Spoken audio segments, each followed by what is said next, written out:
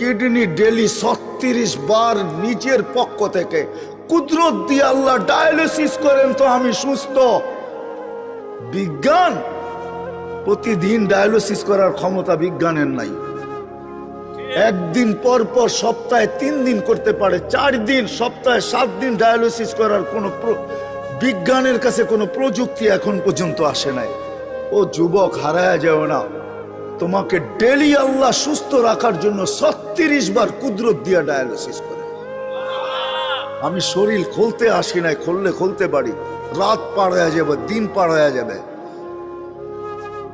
এটার ভিতরে কি কুদরত সেট করা আছে?